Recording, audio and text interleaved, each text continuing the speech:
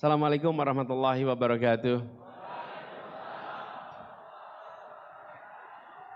Selamat pagi, salam sejahtera untuk semuanya. Teman-teman mahasiswa, ini mayoritas mahasiswa di sini ya? Nah, tepuk tangan buat mahasiswa semua yang hadir di sini. Terima kasih. Terima kasih sudah hadir dari kampus mana saja di sini nih? UIN, Universitas Jambi. Universitas Jambi, dari mana? Universitas Jambi.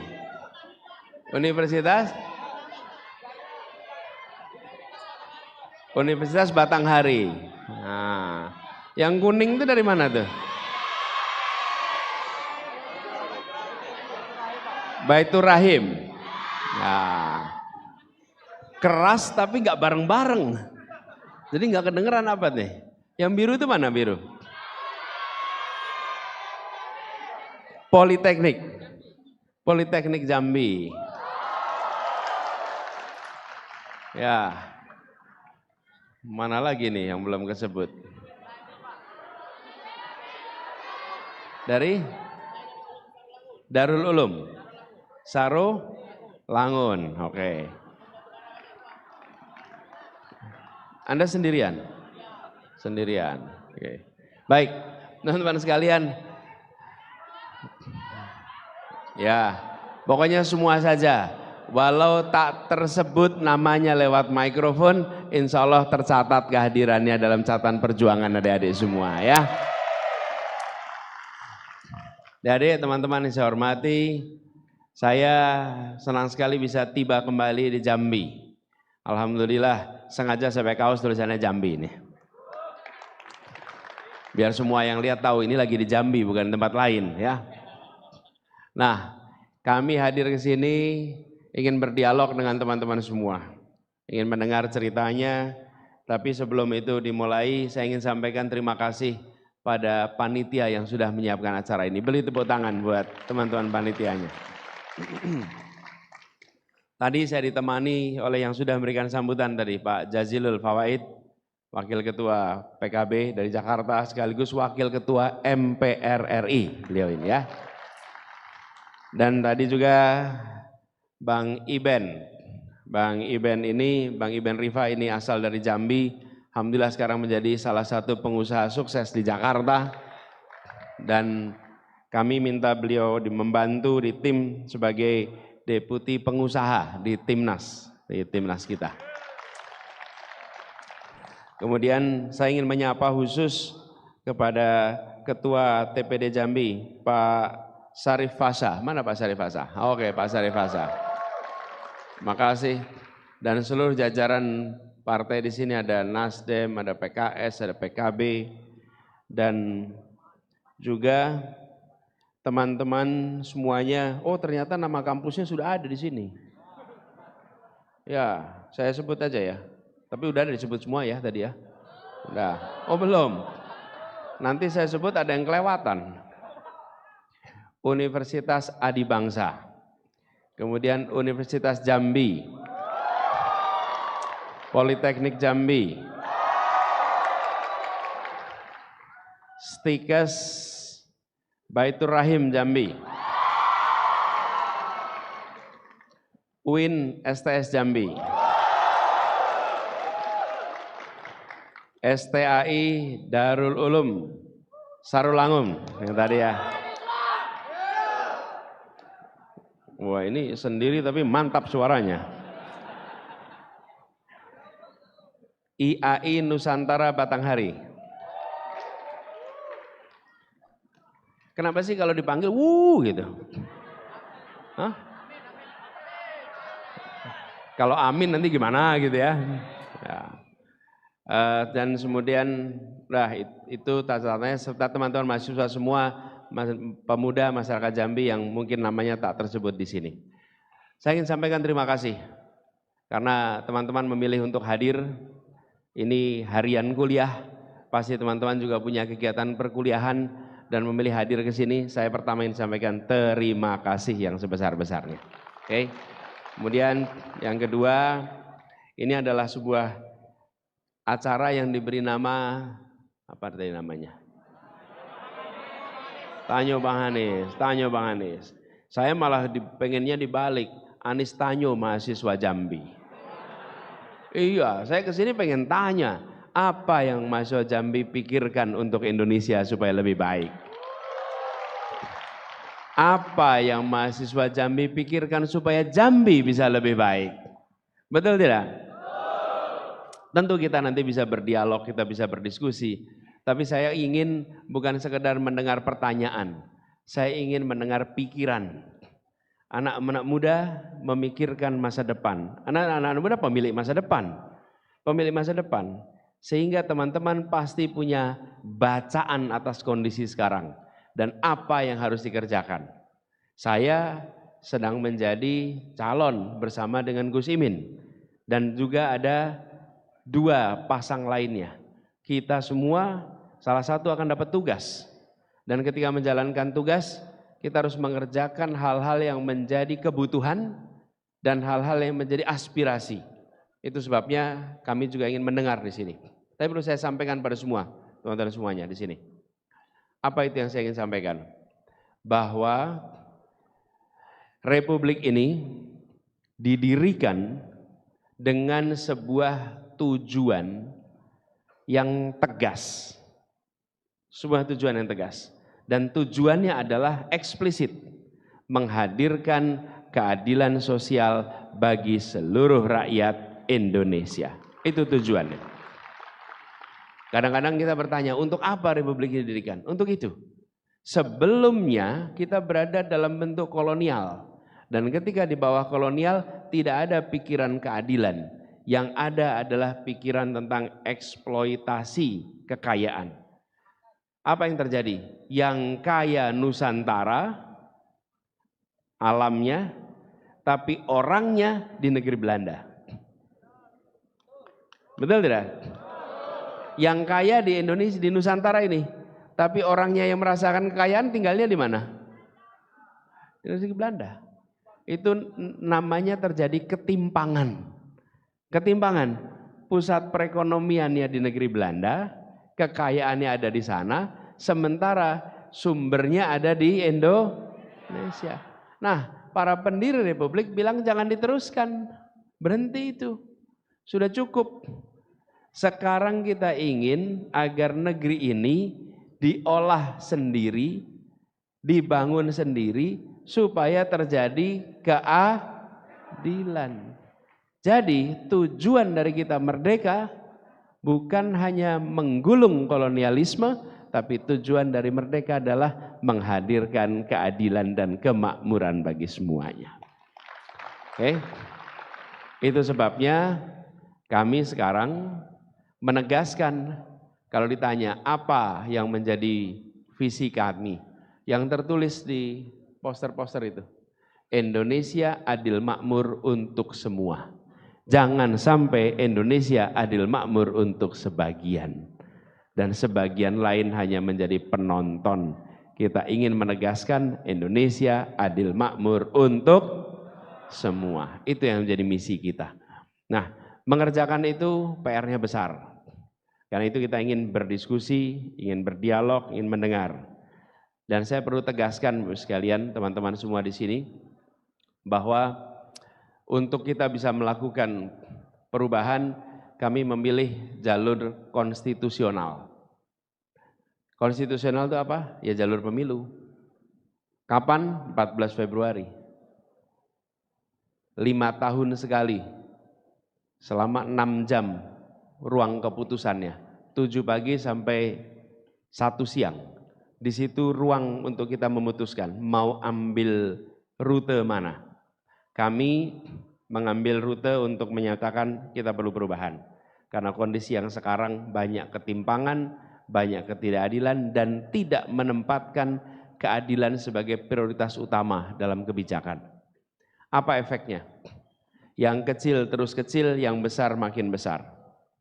Betul tidak? Yang kecil terus kecil. Dan kalau yang besar tambah besar, yang kecil tetap, maka secara relatif yang kecil menjadi makin kecil. Karena yang besarnya tambah besar. Karena itu kami sampaikan prinsip keadilan yang kami sebut bila diterjemahkan dalam bentuk operasional, maka kalimatnya kira-kira begini: membesarkan yang kecil tanpa mengecilkan yang besar.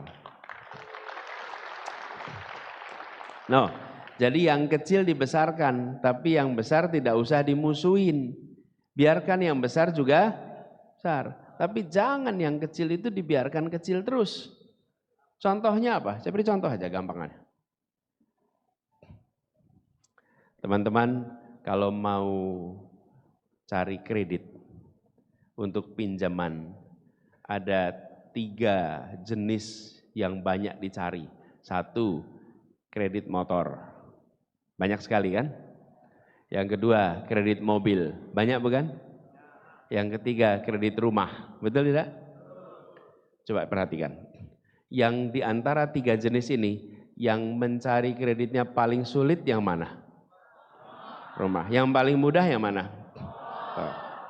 Sekarang kita lihat nih. Kalau punya motor, ketika dapat kredit mudah, begitu dapat motor, nilai motornya bertambah atau berkurang? Kalau beli mobil, dapat kredit, sesudah itu nilainya berkurang atau bertambah? Berkurang. Kalau rumah, begitu dapat, nilainya tambah atau kurang? Pertanyaannya, kenapa sistem kita itu mempersulit dapat aset yang nilainya nambah, dipermudah dapat aset yang nilainya turun? Coba bayangkan. Yang dapat motor, habis itu nilainya turun. Yang beli mobil habis itu nilainya turun. Kalau yang bisa dapat rumah gimana? Naik. Kenapa untuk yang naik tidak dibuatkan kemudahan? Bukankah rakyat kecil berhak untuk mendapatkan peningkatan kesejahteraan dari hasil yang naik? Ini karena kita sudah bertahun-tahun mengalami itu, dianggap sebagai biasa aja. Apa konsekuensinya? Pada nggak punya rumah, tapi punya motor, punya mobil. Sementara harga asetnya makin turun. Ini salah satu contoh. Karena itu kita berencana KPR untuk semua supaya anak-anak mudah mendapatkan rumah. Gampang. Tapi bukan soal anak muda dikasih rumah, bukan. Ini soal mindset. Sudahkah kebijakan kredit kita adil? Sudah belum? Belum. Saya beri contoh lagi nih. Mau bangun rumah nih. Sama-sama nih. Saya beri contoh. Yang satu bekerja sebagai pedagang di pasar. Yang satu bekerja sebagai pegawai. Penghasilannya, sebutlah biar gampang aja, per bulan dapat 7,5 juta misalnya. Masing-masing. Sama-sama dapat 7,5 juta. Kalau ke bank, yang pedagang sama yang pegawai, mudah mana dapat kredit? Mudah mana dapat kredit? Pegawai. Kalau yang pedagang gampang nggak dapat kredit? Susah. Kenapa? Ya pokoknya aturan, bukan? Aturan, bukan?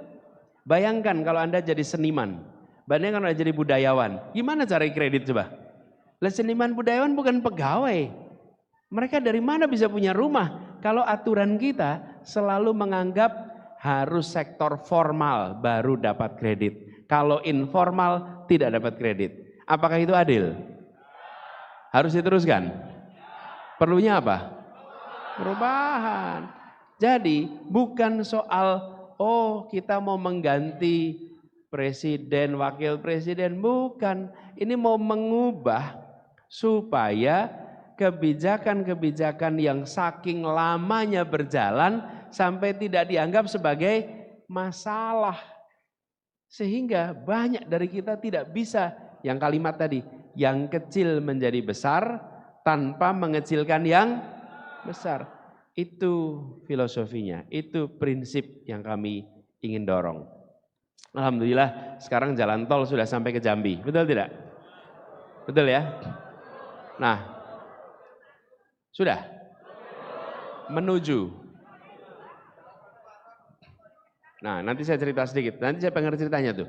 Di mana-mana semua orang bilang tentang jalan batu bara. Nanti kita pengen dengar. Saya beri contoh nih. Bangun jalan tol. Jalan tol ini lebarnya kalau dibebaskan tanahnya kira-kira 80 sampai 100 meter. Dibebaskan. Dibebaskan itu artinya dibeli oleh investor. Karena jalan tol itu yang membangun adalah investor. Nanti Bapak Ibu menggunakan jalan membayar pada investor. Gitu kira-kira. Nah, apa yang terjadi? Jalan itu dijual, tanah itu dijual, dibeli oleh investor. Pemilik tanah di situ sudah tinggal bergenerasi-generasi. Dibelilah tanahnya, dijadikan jalan tol. Dia pindah. Betul ya? Ini pertanyaan saya. Bolehkah rakyat yang punya tanah di situ bukan cuma dijual tanahnya, bukan cuma dibeli tanahnya, tapi rakyat di situ punya proporsi saham di jalan tol sesuai dengan ukuran tanah yang dia miliki. Boleh tidak? Sehingga keuntungan dari jalan tol bukan hanya dinikmati oleh investor, tapi dinikmati juga oleh orang yang punya tanah. Boleh nggak itu? Boleh. Kenapa tidak dikerjakan? Karena tidak memasukkan pertanyaan sederhana ketika menyusun kebijakan. Apakah pembangunan yang akan dikerjakan memberikan rasa begitu dimasukkan kata itu, langsung cari caranya supaya adil. Betul tidak? Nih di jalan tol, ada rest area tidak jalan tol itu? Ada. Pertanyaan, tanahnya beli dari orang lama bukan? Yang punya tanah di situ. Pertanyaan saya, yang punya rest area orang mana ya?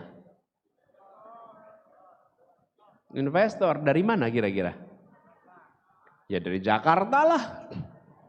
Memangnya dari Jambi? Dari Sumatera Selatan? Tidak. Orang investor dari Jakarta beli tanahnya, jadilah rest.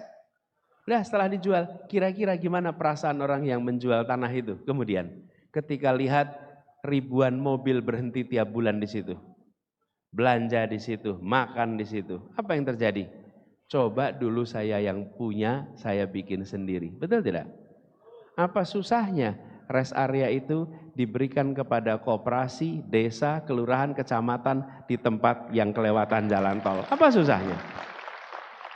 Sehingga ketika ribuan orang mampir ke situ tiap bulan, pendapatannya bukan pergi ke Jakarta, pendapatannya dirasakan oleh yang sini.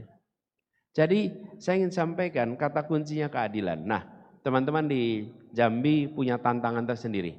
Tadi disebutkan oleh Bang Iben soal hilirisasi, betul ya Bang Iben? Banyak produk-produk yang dihasilkan di sini, tapi keluar sebagai bahan mentah. Harus dilakukan hilirisasi supaya hasilnya menjadi berkeadilan, supaya manfaatnya bukan hanya dirasakan yang luar Jambi. Nah, teman-teman, itu pengantar aja dulu dari saya. Kami berharap bisa mendengar pandangan dan bisa berdiskusi bersama dengan teman-teman. Ada moderatornya nggak di sini atau langsung Anda? Kalau boleh Anda bantu saya untuk berdiskusi ya. Baik, terima izin kasih. Bang Anies. Assalamualaikum warahmatullahi wabarakatuh. Teman-teman semua boleh kita beri tepuk tangan untuk Bang Anies Baswedan.